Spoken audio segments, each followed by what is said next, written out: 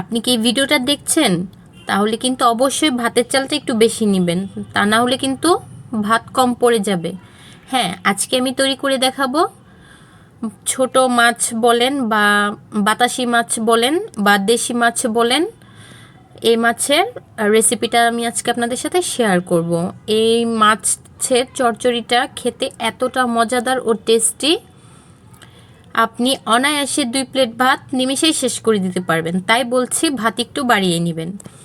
So চলে যাচ্ছি মূল রান্নাতে। এখানে আমি নিয়ে নিয়েছি বাতাসি মাছ প্রায় 250 গ্রামের মতন। অ্যাড করে দিচ্ছি পেঁয়াজ কুচি হাফ কাপ, অ্যাড করে দিচ্ছি আদা ও রসুন বাটা 1 টেবিল চামচ, অ্যাড করে দিচ্ছি লবণ 1 টেবিল স্পুন। আমি যেহেতু এটা হাতে মেখে তারপরে রান্না করব, তাই আমি সব কিছু একসাথে অ্যাড করে দিচ্ছি 1 টিস্পুন হলুদ গুঁড়ো, 1 টেবিল চামচ মরিচ গুঁড়ো,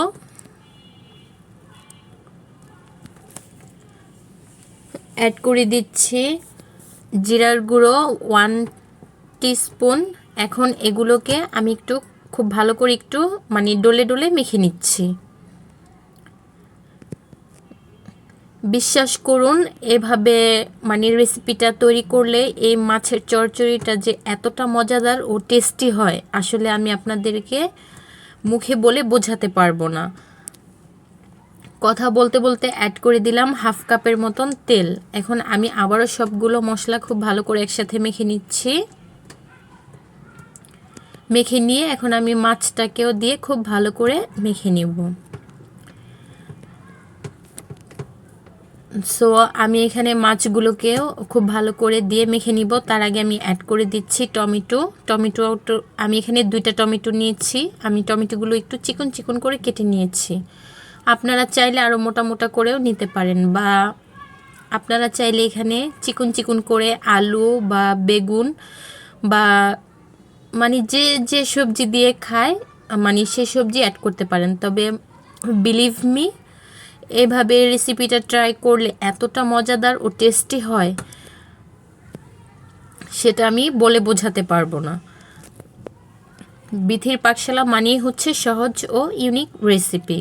আমি সবসময় চেষ্টা করি হাতের কাছে থাকা সামান্য কিছু উপকরণ দিয়ে আপনাদের সাথে রেসিপিগুলো শেয়ার করার জন্য, যেখানে আমার ভিউয়ার্সরা চোখ বন্ধ করে বিলিভ করতে পারে।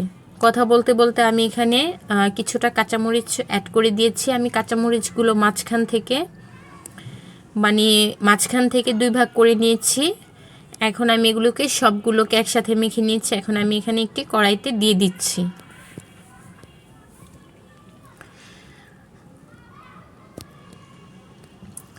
এই মাছটা আমার এই দস্তার কড়াইতে রান্না করতে খুব বেশি ভালো লাগে। আপনারা চাইলে যে কোনো কড়াইতে এটা রান্না করে নিতে পারেন। সো অ্যাড করে দিলাম সামান্য কিছুটা পানি। এই পানিটার মধ্য দিয়েই আমাদের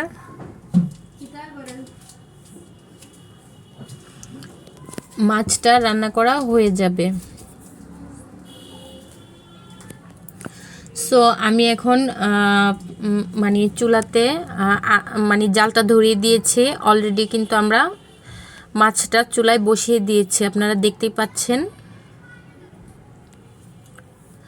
অপেক্ষা করছি 5 মিনিট। এই 5 মিনিট কিন্তু আমাদের চুলার আঁচটা একদম হাই ফ্লেমে থাকবে। ফিরে আসছি 5 মিনিট পর। দেখুন কিন্তু আমাদের অলরেডি বলক ওঠা শুরু হয়ে গেছে। আমি এখন এটাকে ঢাকা দিয়ে রেখে দিব আরও 5 মিনিটের জন্য। দেখুন আমাদের সম্পূর্ণ মাছটা কিন্তু বলক চলে এসেছে।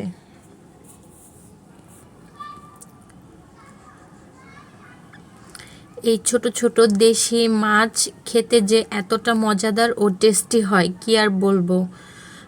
আমার মতো যারা যারা এই ছোট মাছ লাভার, তারা অবশ্যই আমাকে কমেন্ট বক্সে জানাবেন, আর অবশ্যই কমেন্ট বক্সে লিখবেন যে আমার এই রেসিপিটা কেমন হয়েছে। সো আমি এটাকে আবারও ঢেকে দিচ্ছি। আমাদের মাছটা মানে রান্না হতে খুব বেশি একটা সময় লাগে না, খুব ঝটপট মাছটা তৈরি হয়ে যায়। দেখুন আমাদের পানিটা কিন্তু অলমোস্ট শুকিয়ে এসেছে, আমাদের রান্নাটা প্রায় হয়ে এসেছে। আমি আপনাদেরকে একটু উঠিয়ে দেখে দিচ্ছি, দেখুন কতটা লোভনীয় মনে হচ্ছে। দেখে কি জিভে জল চলে আসলো না? তাই তো ভিডিও শুরুতে বলেছি যে ভাতটা একটু বেশি করে রান্না করবেন। সো আমার মাছের চচ্চড়িটা অলমোস্ট হয়ে গেছে। এখন আমি উপর থেকে ধনেপাতা ছড়িয়ে দিচ্ছি। এখন এটাকে আমি রেখে দিব জাস্ট 2 মিনিটের জন্য। আমি 2 মিনিট পর এটাকে নামিয়ে নিচ্ছি। আপনারা দেখতেই পাচ্ছেন একদম ঝামেলা ছাড়া ঝটপট খুব সহজে তৈরি হয়ে গেল আমাদের বাতাসি মাছের চচ্চড়ি। দেখুন এটা কতটা ইয়ামি ও লোভনীয় মনে হচ্ছে। এটা খেতেও অনেকটা মজাদার ও সুস্বাদু। আপনারা ট্রাই না করলে বুঝতেই পারবেন না। সো আমি আপনাদেরকে একটু সার্ভ করে দেখালাম। ভালো থাকবেন, সুস্থ থাকবেন। আল্লাহ হাফেজ।